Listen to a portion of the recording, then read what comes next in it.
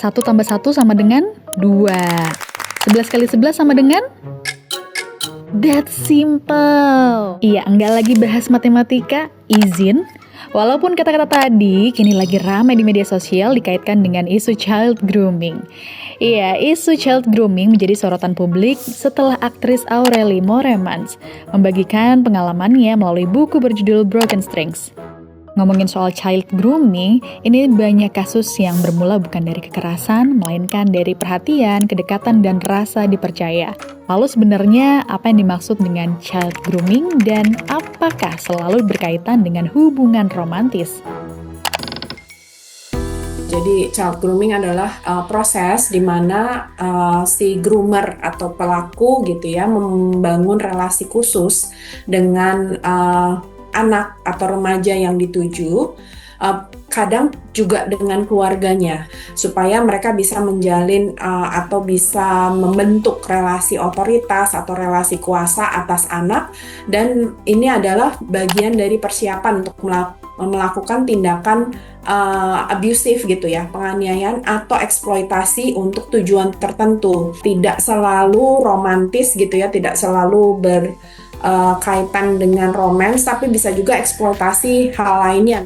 Definisi ini sejalan dengan penelitian Craven Brown dan Gilchrist yang menjelaskan bahwa grooming bukan hanya menargetkan anak, tetapi juga orang-orang di sekelilingnya. Akibatnya, ketika korban akhirnya berani bercerita, kemungkinan untuk dipercaya justru menjadi semakin kecil. Relasi kuasa menjadi fondasi utama. Pelaku biasanya lebih tua, lebih berpengalaman, dan berada dalam posisi yang lebih dominan dibanding korban. Namun kerentanan korban tidak hanya datang dari relasi sosial, melainkan juga dari perkembangan biologis otaknya. Anak di bawah umur cenderung kesulitan untuk melawan karena belum berkembangnya bagian prefrontal cortex di otak, serta rasa kebingungan dan bersalah yang disebabkan oleh manipulasi pelaku. Mereka belum bisa terlalu mengenali, mengidentifikasi atau menganalisa bahwa perilaku seseorang tuh ada artinya di balik itu, tidak hanya dari literal yang mereka ucapkan, yang mereka sampaikan. Jadi itu masih sangat terbatas sehingga mereka sangat rentan dimanipulasi oleh pihak yang lebih otoritas gitu ya, lebih memiliki relasi, memiliki kuasa. Dalam banyak kasus grooming dan relasi abusif, korban justru terlihat sulit melepaskan diri dari pelaku. Bahkan, sebagian korban menunjukkan sikap melindungi orang yang telah menyakiti mereka itu. Psikolog klinis Gisela menyebut bahwa ini terjadi melalui manipulasi yang berulang. Pelaku membentuk ketergantungan emosional.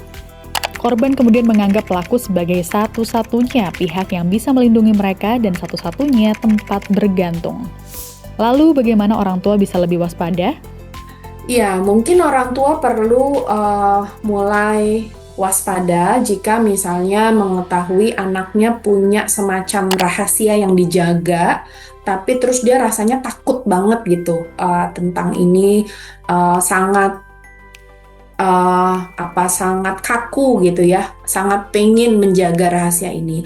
Kemudian yang kedua, mungkin dia menerima semacam hadiah baik berupa benda maupun uang gitu ya, yang nggak jelas gitu, dari mana, dari siapa, mengapa kok bisa dikasih, dan itu kayak tidak wajar gitu. UNICEF mencatat bahwa anak yang mengalami kekerasan emosional berulang dari orang-orang terdekat sering menginternalisasi perlakuan itu, yang berdampak pada kepercayaan diri, cara mereka membangun relasi, dan cara mereka melihat diri sendiri.